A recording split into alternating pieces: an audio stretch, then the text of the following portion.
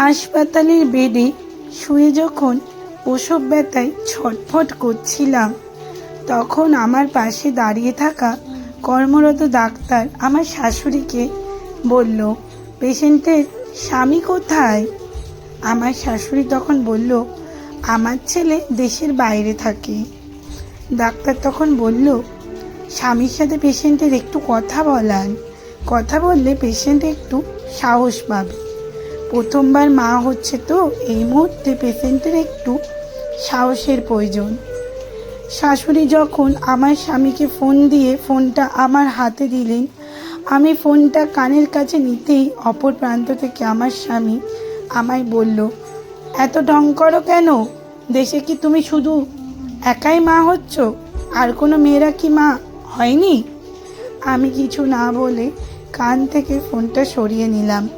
আমার দুই চোখ বেয়ে অনবরত পানি পড়তে লাগলো।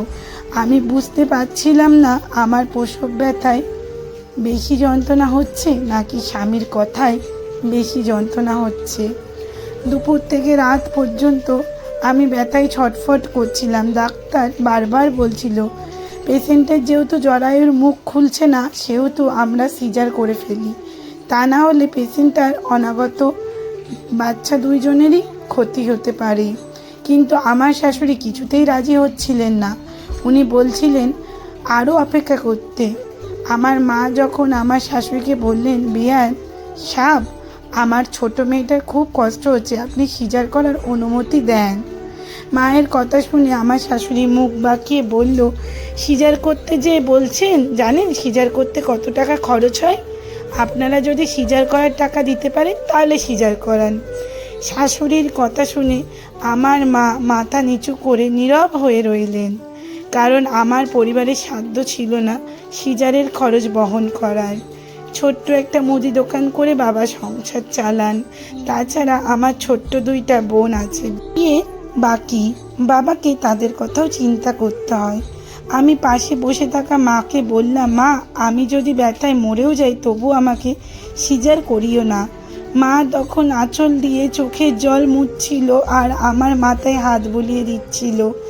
একটু পর শুনি শাশুড়ি স্বামীকে ফোন দিয়ে বলছে, তোর বউ ঢং করতেছে, ইচ্ছা করেই চিল্লাচিল্লি করে হাসপাতাল মাথায় তুলে ফেলছে। আমি নিজেও তো 5 সন্তানের মা হয়েছি, কখনো তো এমন ঢং করি নাই। শাশুড়ির এই কথাটা আমার পাশে দাঁড়িয়ে থাকা কর্মরত ডাক্তারটা শুনে ফেলেছিল। উনি আমার শাশুড়িকে ধমকের সুরে বললেন, কী সব ফালতু কথা বলছেন? নিজে মা হয়েছেন, নিজে বুঝেন না মা হওয়ার কত যন্ত্রণা? একটা মেয়ে যন্ত্রণায় কাতরাচ্ছে আর আপনার কাছে সেটা ঢং মনে হচ্ছে? এত লো মেন্টালিটি কেন আপনার? এই মুহূর্তে যদি সিজার না করানো হয় তাহলে কিন্তু মা সন্তান দুজনেই মারা যেতে পারে। ডাক্তারের ধমকের সুরে কথা শুনে শাশুড়ি সিজার করার অনুমতি দিল। সিজার করার পরে 8 দিন হাসপাতালে ছিলাম। এই 8 দিনের মধ্যে আমার স্বামী আমার সাথে একবারের জন্য ফোনে কথা বলেনি। শাশুড়িকে ঠিকই প্রতিদিন ফোন দিত, অথচ আমার সাথে একটা বার কথা বলতে চাইতো না। 8 দিন পর আমি যখন বাসায় আসলাম তখন আমি নিজের ইচ্ছেই আমার স্বামীকে ফোন দিলাম। আমার স্বামী ফোন রিসিভ করে একবারও বলেনি আমি কেমন আছি কিংবা আমার সন্তান কেমন আছে। স্বামীর প্রথম যে কথাটা ছিল সেটা হলো, আমি বিদেশে আসার সময় তোমার কাছে 9,000 টাকা রেখে গিয়েছিলাম, সে টাকা কিভাবে খরচ করেছো তার হিসাব দাও। আমি ফোনটা কানে রেখে আমার স্বামীর কথাগুলো শুনছিলাম আর নীরবে চোখের জল ফেলছিলাম।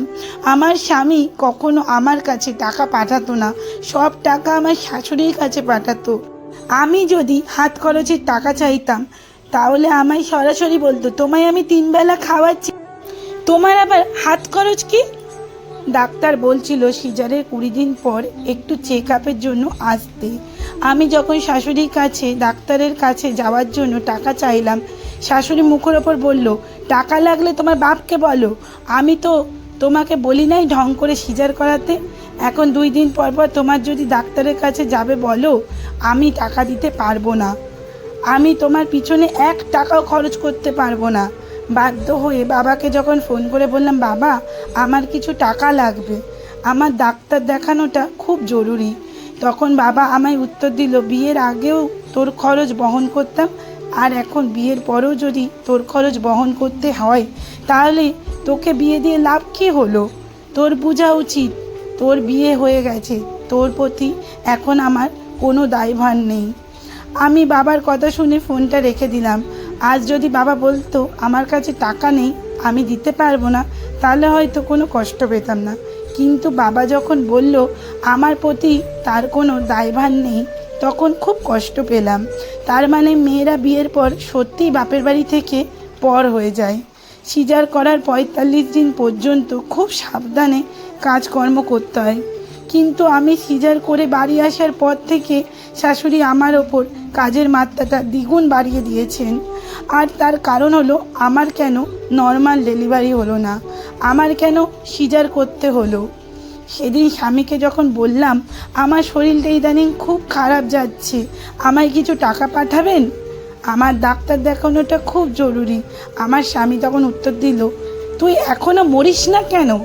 স্বামীর কথা শুনে নীরবে চোখের জল ফেলা বাদে আমার আর কিচ্ছু বলার থাকে না। রাতে বিছানায় বসে ভাবলাম আমার জীবনের সবচেয়ে বড় ভুল হলো মেয়ে হয়ে জন্মানো, আর দ্বিতীয় ভুলটা হলো বাবা মায়ের পছন্দ করা পাত্রকে বিয়ে করা।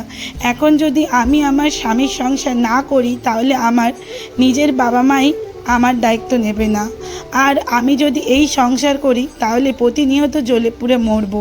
এই অবস্থায় একটা মেয়ে কি করতে পারে কিংবা কি করণীয়, এর উত্তর এই সমাজ কিংবা এই সমাজের মানুষ দিতে পারবে? প্রশ্ন রয়ে গেল এই সমাজ ও সমাজের মানুষের কাছে। পাঠে অঞ্জলি ঘোষ, লেখা সংগৃহীত। গল্পটা ভালো লাগলে অবশ্যই একটি শেয়ার ও কমেন্ট